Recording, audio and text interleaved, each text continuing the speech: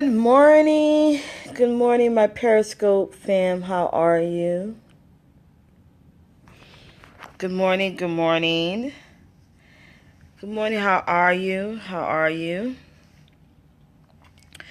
I am Savvy Mom Elkie of Savvy Moms Unite, where I teach moms to live a real, simple, realistic life. Um, I'm so I've been kind of MIA for a little bit, but just trying to get back into the swing of things. So as a mom, an educator, life coach, business owner, I have a lot on my plate. So sometimes I get overwhelmed. And the reason I jumped on the scope and I named the scope what it is that I had a series of things that happened with my daughter in the past couple of weeks at her school that gave me some moments to be concerned. But I was proud to say my daughter really showed herself to be strong and determined to be who she is. And I always saw that as part of her personality. She's always been a strong-minded girl since she was very small. Since she was a toddler, she was always determined to do things her way, determined to, see things in her way, and always wanted to and wasn't fearful of being who she was. She was never afraid to just be her, even if it meant she was kind of quirky.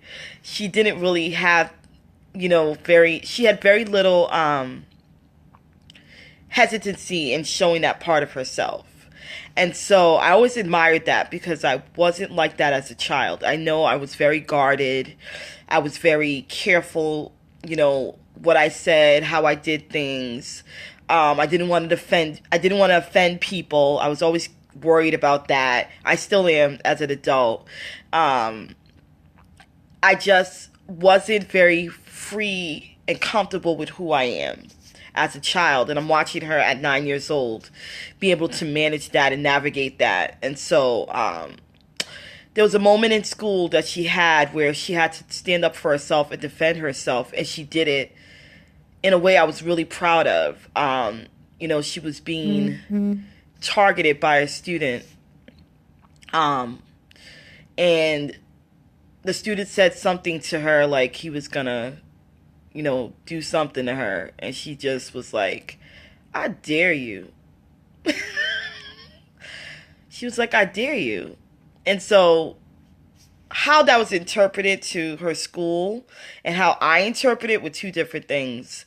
They initially said she used threatening language. For me, I was like, my daughter defended herself and stood up for herself and wasn't trying to allow someone else to make her feel uncomfortable and feel like she couldn't stand up for herself. She had told me there had been series of incidents where she felt like people were trying to make her feel a certain way, and she was just tired and felt like if she doesn't say something, it's not going to stop. And I guarantee that boy never comes back and tries to mess with her. But I just felt bad that she had to even go there. I was just like, okay, on the one hand, yes, I understand she had to defend herself, but I just felt bad that she had to go there. And so one of the things that I had to think about was, well, where does she understand she needed to stand up for herself when she felt being who she was? Because the kid just said it out of nowhere. Adriana is who she is. She's very determined. She's very strong-minded. She's very set in what she believes, and she's comfortable in saying that to her peers. And I think her peers sometimes are threatened by that, so she gets targeted. And one of the things I always tell her is that don't let anybody dim your light. Don't let anybody make you feel like you can't be you. And one of the things I told the principal at the school was that I don't want my daughter and her teacher is that I don't want my daughter to feel like she can't be herself. I certainly don't want her to engage in any physical altercation with any students. That's not what I'm promoting. Let me make that clear. What I am saying though is when a student, I'm coming from my administrator hat. When a student's coming to you and saying, I feel like whenever I defend myself, I'm getting in trouble, and she's feeling targeted, and that's not getting dealt with, and she's being targeted because she's outspoken. There's something else we got to work on, and it's not just her. Like, we need to deal with why other students are feeling threatened because she's so confident in who she is, and why are they threatened by her being able to speak up, and why are boys in particular targeting her, because she's not getting targeted by girls. It's the boys who are kind of getting her, who are telling her to be quiet and stay off and not be outspoken. This is the messaging she's getting. Whenever she's told me the incidents, it's involved little boys. And so I'm like, what kind of messaging are we giving to our young girls and our young boys? Is that when a girl is outspoken and is afraid to stand up for herself, we want to kind of put her in the corner and say, walk away, be quiet. But we're not telling our young boys to be able to interact with a girl who can stand up for herself, right? So how do we teach both our children, no matter what gender they are, no matter what gender they identify as?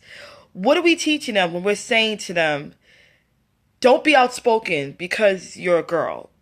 And boys, you are allowed to be aggressive if she's outspoken. It just, I started thinking about, okay, what are we telling young children about them being who they are, shining their light, and be able to stay in their truth and be who they are. And when they see something that's wrong, why can't they speak up? So that was just piquing my brain this morning, just thinking about my daughter and how she's navigating this in the 3rd grade at 9 years old, and how modeling that behavior on my end was important. You know, her to see me in moments stand up for myself, say the truth, be honest, know when to intervene and not intervene, being really mindful of the things that I'm being told, and listening on occasion to what other people are saying, and being able to interact with them in the best way. So how do we teach our kids to not have their light be dim? It's modeling that for them and giving them the courage to stand up for themselves, getting them to speak their truth. Even if the truth doesn't sound pretty, because it won't always sound pretty, but getting them to be honest, and be honest with themselves, be honest. I always tell my daughter, I say, I don't care if it sounds bad. I'd rather you be honest and tell me what's going on and how you feel. And there's a way you could certainly say this respectful way to speak, but I want to hear the honest truth about how you're feeling, so we can process that together, and you be able to, so you can grow up to be an adult and process your feelings well too. And don't let anybody dim your light. I tell her that all the time. No one's gonna dim your light unless you allow them to. So don't let no one around you dim your light. If you are who you are, you're comfortable with that, be you and be comfortable. So that's my message this morning. I hope it helps. I hope it gets you to consider, the messaging that we're giving our children. I'm no expert out. I never say I'm an expert in parenting. I'm learning on the job, and whatever I learn, I try to pass on, because I always hope someone does the same for me. My name is Elkie of Savvy Moms Unite, where I teach moms how to live a real, simple, practical life. You can follow me on Twitter and Instagram, SavvyMomElkie, my Facebook page, and my Facebook group, which I've started.